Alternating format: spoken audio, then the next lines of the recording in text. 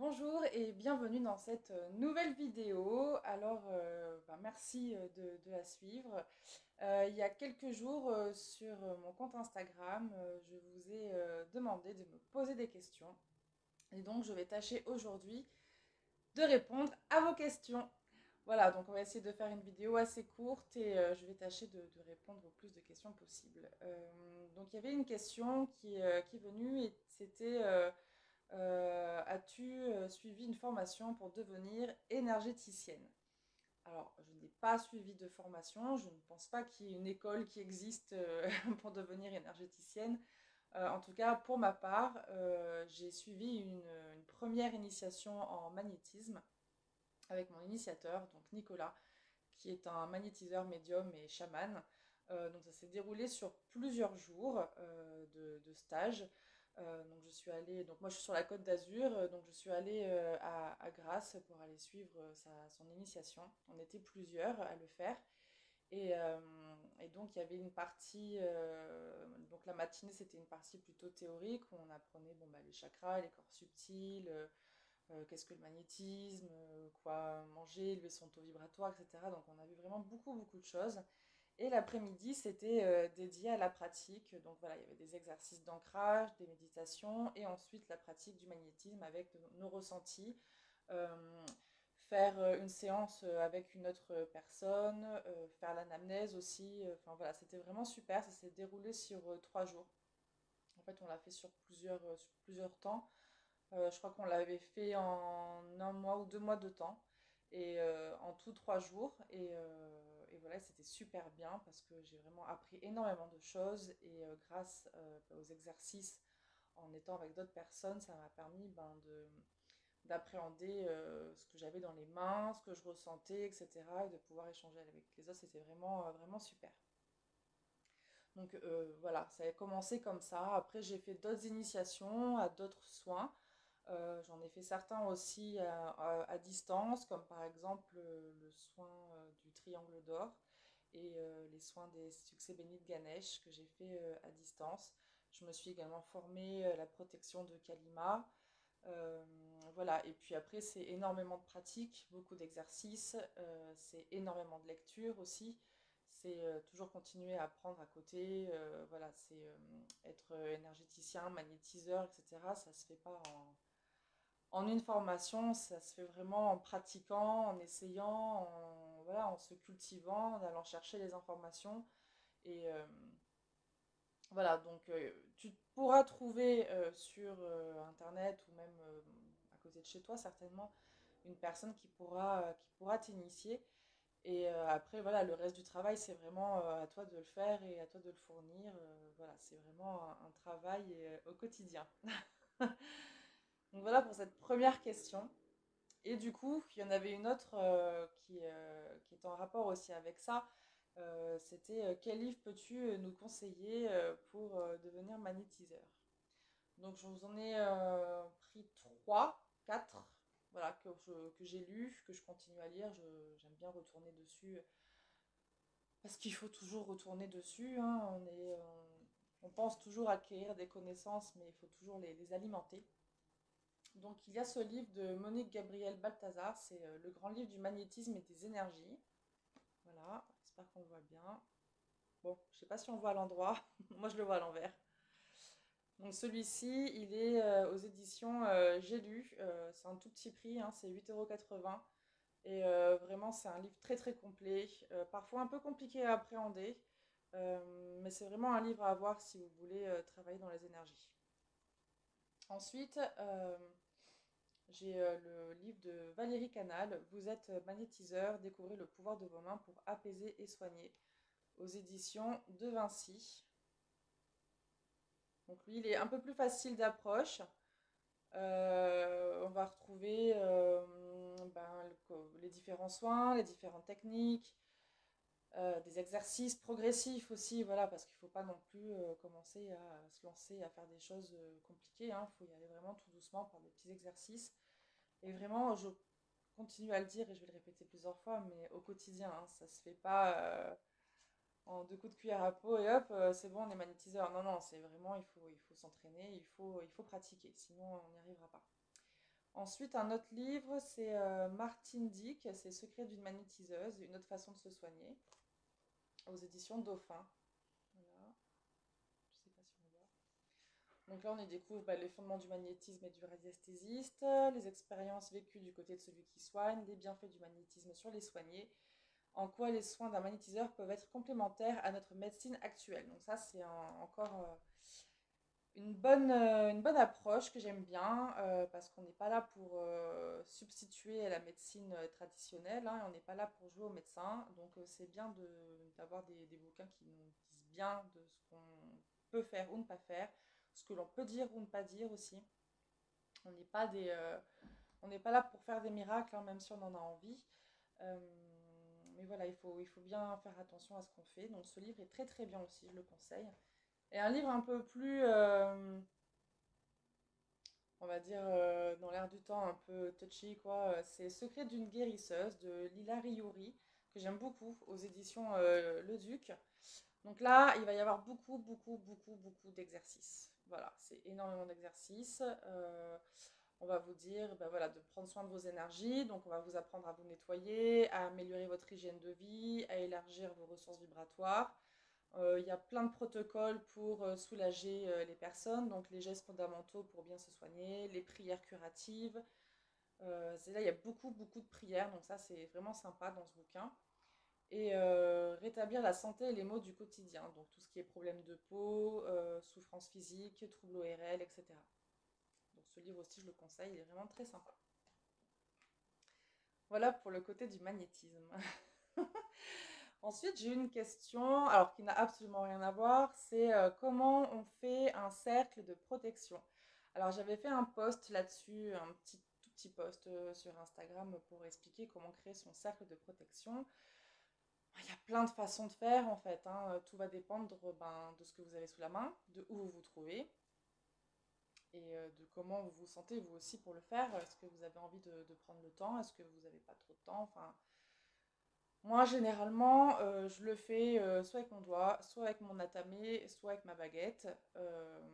Voilà, au sol je mets rien, c'est vraiment, je le visualise et je fais mes incantations aux quatre éléments.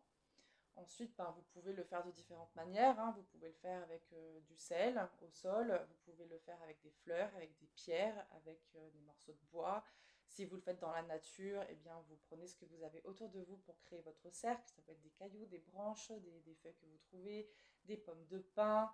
Enfin, voilà, il faut être assez imaginatif et se laisser aller et laisser parler son imagination et ses envies, en fait. Et quand on prend du plaisir et quand on met de l'amour dans ce qu'on fait, dans nos rituels, bah, c'est la meilleure façon qu'il y a pour eux de fonctionner en fait, parce que déjà on met une bonne énergie à l'intérieur et on est déjà dedans en le faisant. Donc du coup, l'intention est bonne et on commence déjà à créer cet espace sacré dès qu'on commence à le penser en fait.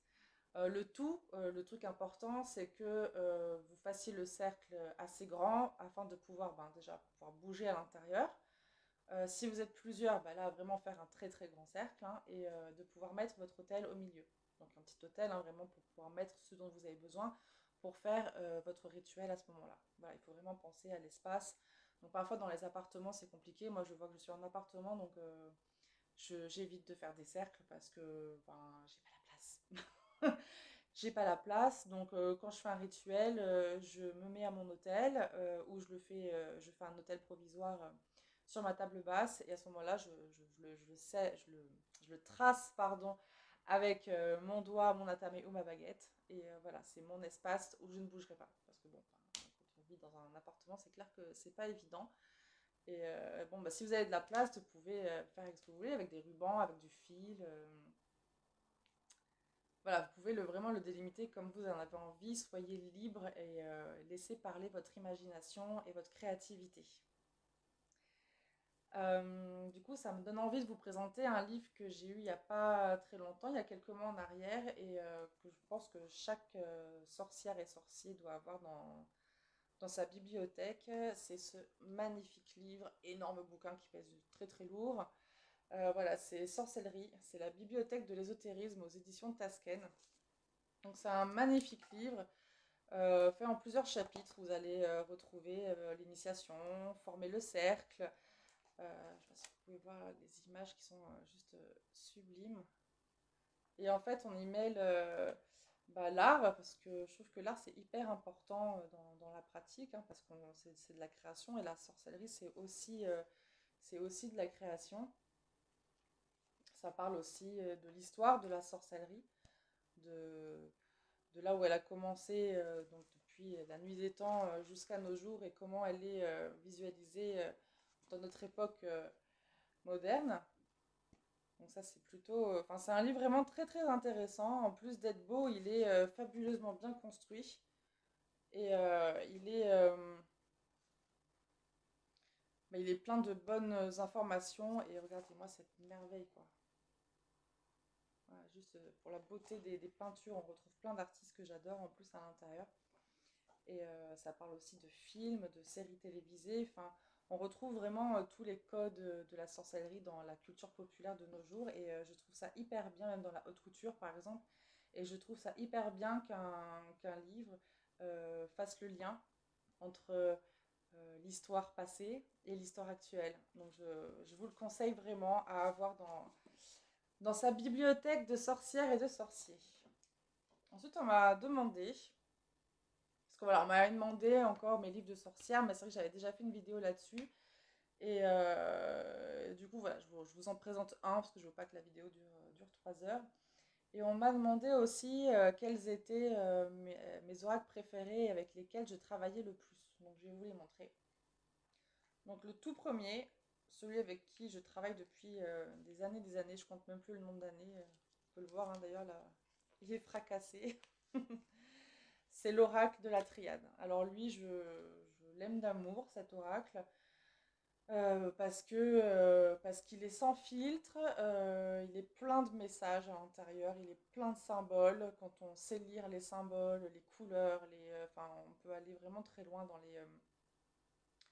les interprétations avec ce tirage. Il y a plein de messages qui s'entremêlent avec les associations de cartes et tout. Enfin, c'est juste extraordinaire. Et puis j'aime bien cet oracle parce que voilà, il est franc, il est honnête. Il est aussi bien des cartes qui sont dans la positivité que dans la négativité. Donc c'est pas un oracle feel good comme on peut en voir beaucoup actuellement où on va chercher de la bienveillance partout. Non, c'est pas le cas avec celui-là. Celui-là, c'est vraiment voilà, pour avoir des réponses, pour éclairer, enfin, le but d'un oracle, en fait, hein, c'est d'avoir des réponses claires, nettes, précises. On peut faire des datations avec. Voilà, enfin voilà, cet oracle-là, je le trouve super, hein. C'est vraiment un oracle complet et complexe. Et je le trouve. Voilà, donc si vous avez l'occasion de le voir, moi je vous conseille de l'acheter parce que c'est vraiment Après, il est compliqué à mettre comment dire, à mettre en main. Il faut acheter le livre qui va avec. Parce qu'il n'y a pas de truc explicatif là-dedans, hein. Il faut vraiment acheter le bouquin, parce qu'il y a un bouquin qui va avec, pour pouvoir interpréter les cartes. Et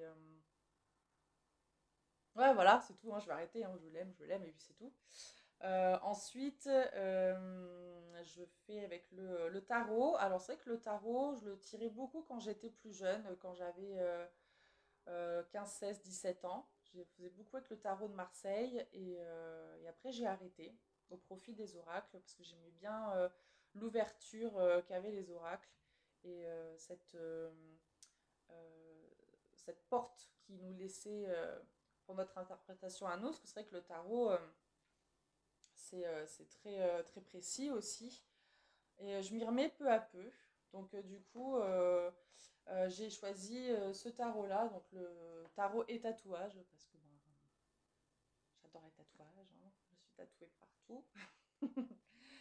Et parce que le tarot de Marseille, je l'aime bien, mais c'est vrai que je suis pas très fan des couleurs, des dessins. Enfin, j'en ai toujours un. Ben, mon premier tarot de Marseille d'ailleurs, hein, je ne l'ai jamais changé. Je l'ai toujours, mais je ne l'utilise pas trop. Je vais plutôt utiliser celui-ci parce que ben, c'est juste une préférence pour les cartes, hein. Voilà, je vais vous en montrer quelques-unes. Voilà, on est plus sur de la carte comme ça. On va voir si je trouve une carte. 6 par exemple.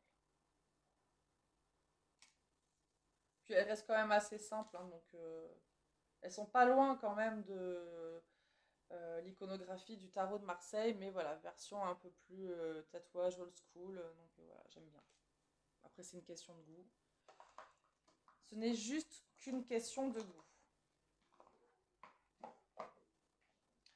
Ensuite, un oracle que j'aime beaucoup.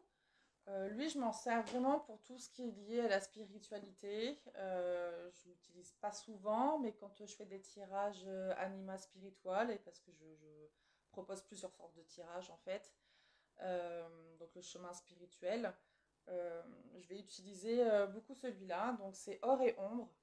Déjà rien que la boîte, c'est une invitation au voyage, quoi. Donc c'est l'oracle d'alchimie lunaire qui a été fait par Stéphanie Lafranc et Vic O. Donc il s'ouvre comme ça. Déjà rien que ça, il vibre tellement fort cet oracle, il est magnifique. Donc vous avez un livret déjà très complet à l'intérieur. Et puis les cartes sont sublimes. C'est une artiste qui a fait les cartes. Elles sont à la fois simples et ça vibre, quoi. Enfin, je l'aime beaucoup et c'est vrai qu'au niveau chemin spirituel, c'est un oracle qui a une force incroyable et voilà, je le conseille parce que déjà visuellement, bah, il est sublime. Regardez ces cartes comme elles sont belles. Je sais pas si on voit bien.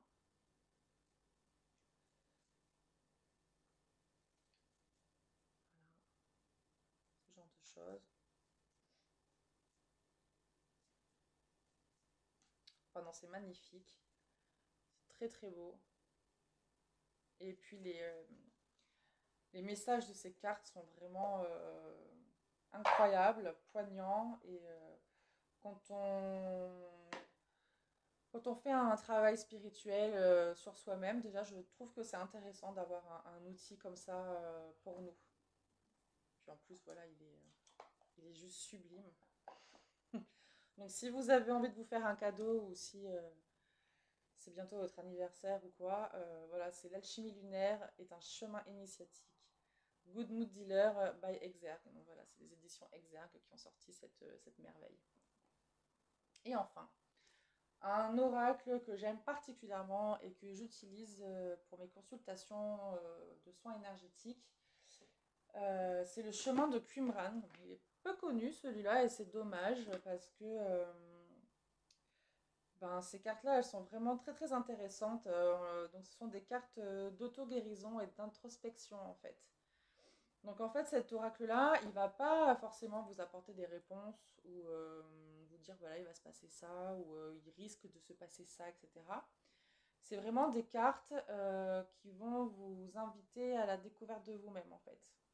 Donc même pour les personnes qui ne tirent pas les cartes, c'est intéressant de les avoir, celles-là, parce qu'il n'y a pas besoin d'avoir de connaissances en cartomancie pour pouvoir les tirer. Donc en fait, ça se distingue en trois parties. Vous avez des cartes qui représentent une question. Donc en fait, le but, c'est de répondre à la question posée par la carte. Donc là, par exemple, la première carte, c'est quelle est l'émotion présente. Donc là, il va falloir répondre vraiment sans filtre, sans réfléchir. C'est vraiment faire parler votre inconscient, votre âme. Voilà, c'est de pas faire passer le mental. Le mental n'a pas sa place ici. Et c'est vraiment des exercices presque psychologiques, hein, en fin de compte, hein. Voilà, pour pouvoir vous aider à vous poser. Voilà, quelle est votre émotion présente? Vous allez dire, il se passe ça, il se passe ça, il se passe ça. Ensuite, vous avez un autre tas qui va représenter les obstacles. Donc, bon, j'en ai tiré en hasard. Dieu est mauvais. Donc, qu'est-ce que ça représente pour vous? Qu'est-ce que ça veut dire Dieu est mauvais pour vous? Donc, moi qui ne suis pas forcément catholique, croyante, etc., Dieu est mauvais, je sais pas moi, ça peut être le sort s'acharne sur moi, quelque chose comme ça. J'ai l'impression que rien n'avance parce que le destin est que ligué contre moi, etc., etc. Vous notez tout ça sur un papier. Et ensuite, vous avez les ressources. Donc, qu'est-ce que vous pouvez utiliser en vous ou autour de vous pour vous aider à avancer, aller mieux, etc. Donc là, j'ai la prière, donc ça serait la prière, de faire des demandes, etc. Et il y a plusieurs sortes de... Enfin, il y a plusieurs différents tirages à faire avec cet oracle et je le trouve hyper intéressant parce que, enfin, moi, il m'a aidé beaucoup quand j'étais au plus bas. Parce que du coup, quand on est dans une émotion qui prend le pas sur tout, vous savez, quand on est dans un moment où on n'arrive plus à réfléchir, on n'est pas bien, on ne sait plus, et ben, on prend cet oracle, on se pose.